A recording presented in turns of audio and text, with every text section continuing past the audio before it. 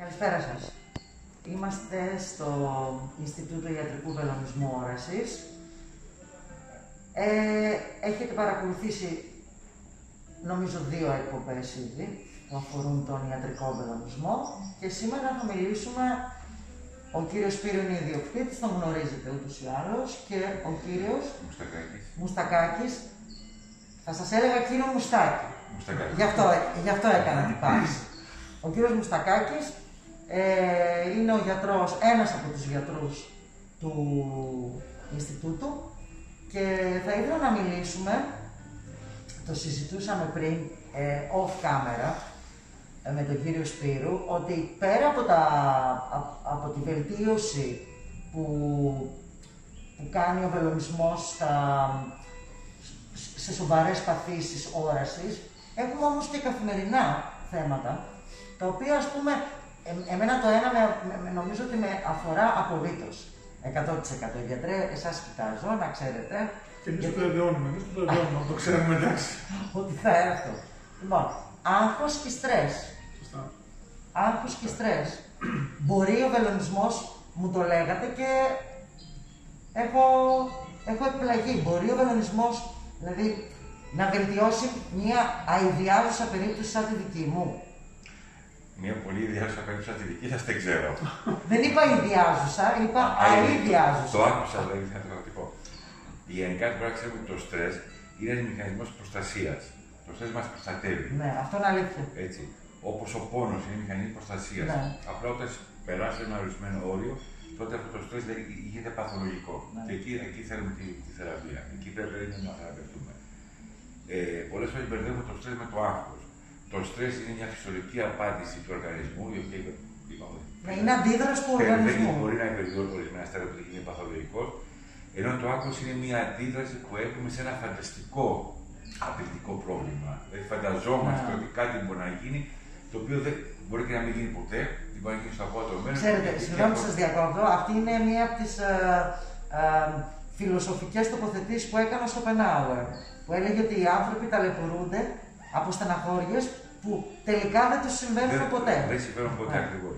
Και κάτι που δεν ξέρουμε, που δεν το βλέπουμε μπροστά μας, δεν μπορούμε και να το αντιμετωπίσουμε. Ναι, και δημιουργεί φόβο. Και δημιουργεί αυτό το φόβο.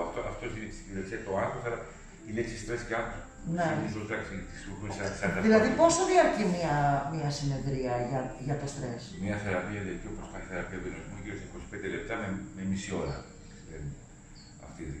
Δηλαδή, ένας μέσος άνθρωπος πόσες πρέπει να κάνει για να είναι. Συνήθως στο βελονισμό κάνουμε από 12 έως 15 θεραπείες. Ναι. Μπορεί στο στρες, επειδή εμπλέκεται και ο ψυχισμός του ανθρώπου, να κάνουμε και 8 θεραπείες. Και να είμαστε εγώ 30 το βλέπω. Εντάξει. Ναι. Γενικό σας βρίσκω. Δεν απαντάει. Αποφεύγει, ναι. Και αυτό που είπατε πριν για τον μηχανισμό, πώς ο βελονισμός έχει να δράσει στο στρες, όταν βάλουμε τις βελόνες, είναι ένας περίπου παρόμοιος μηχανισμός, συμβαίνει και στη διακοπή του καπνίσματος. Ο οργανισμός, αυτό το τσίπημα, παράγει από τον εγκέφαλο ενδορφίνες. Είναι χημικά μολυβικά. Οι ορμόνες της χαράς.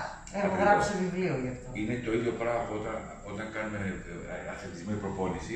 Μετά μπορεί να αισθανόμαστε πάρα πολύ κουρασμένοι, αλλά αισθανόμαστε καλά. Είναι μια ψυχική εφορία. Ο γιατρός λέει ότι εσείς ξέρετε τώρα, ότι έχω γράψει τα βιβλία το προηγούμενο. Μα γι' αυτό το λόγο γυμνάζομαι. Ακριβώς. Μόνο γι' αυτό. Ναι. Το ότι για το σωματότυπο ή τη διατήρηση είναι πολύ δευτερότριτο για μένα. Αυτό είναι το βασικό. Ακριβώς. Η ευεξία. Αυτό είναι ο μηχανισμός. Δηλαδή, προσπαθούμε πάντα στο βελονισμό, γιατί ο βελονισμός έχει μια ιστορία 2,5 χρόνια στην Κίνα.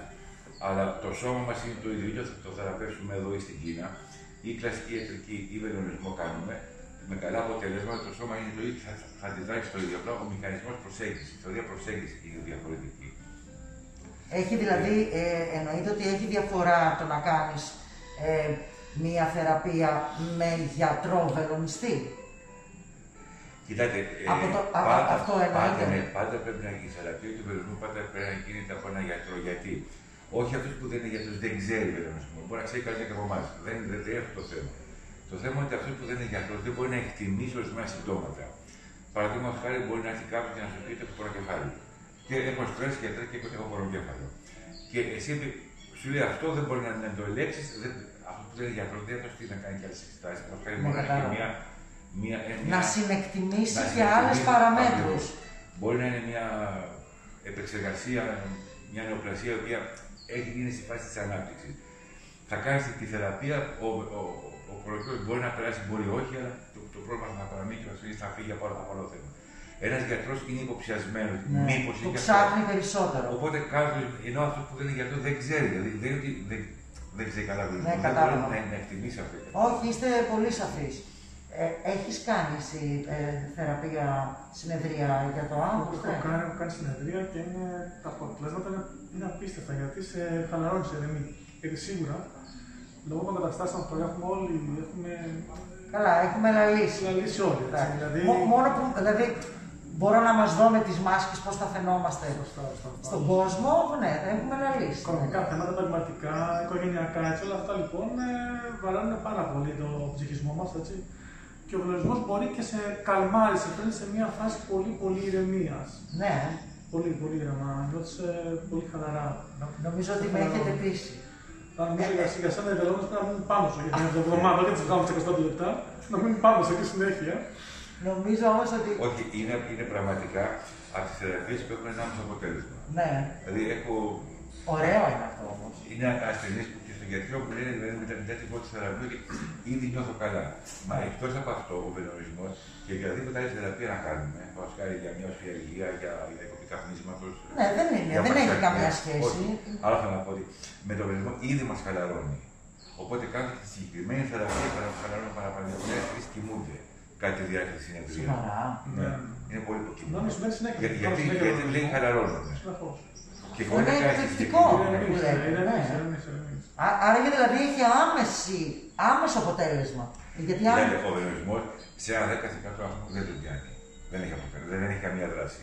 Στο υπόλοιπο 90% έχει δράση. Πιο γρήγορη ή πιο αργή, αλλά έχει δράση. Ναι, αλλά είναι πολύ μεγάλο ποσοστό το 90%. Είναι τεράστιο ποσοστό. Δηλαδή το 10% είναι μέσα στα πλαίσια της λογικής. Σας ευχαριστώ πάρα πολύ. Κάτι είπατε πριν για το τσιγάρο, το κρατάω αυτό, γιατί θα κάνουμε και μία εκπομπή για το τσιγάρο. Οπότε θέλετε απλά βασική προϋπόθεση ο καπνιστής πρέπει να θέλει να κόψει το τσιγάρο. Όχι επειδή άκουσε σηκώνεται.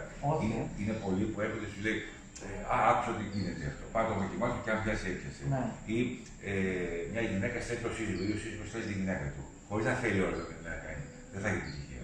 Είναι καταλυτικός παράγοντας να το θέλει. Όπως σε όλες τις εξαρτήσεις. Αν δεν θέλει το ίδιο το άτομο δεν θα κάνει. Αυτό έχετε πάρα πολύ δίκιο, γιατί και το τσιγάρο είναι μια εξάρτηση. Και δεν είναι και απλή. Είναι από τις μεγαλύτερες. Δεν είναι παράνομο, γιατί το έχεις εκεί. Είναι εθισμός. Μην τα πούμε τώρα, γιατί έχουμε άλλη εκπομπή να κάνουμε για το τσιγάρο. Σας ευχαριστώ πάρα πολύ. Ευχαριστούμε πάρα πολύ και εσάς που μας παρακολουθήσατε. Μέχρι την επόμενη φορά να είστε καλά.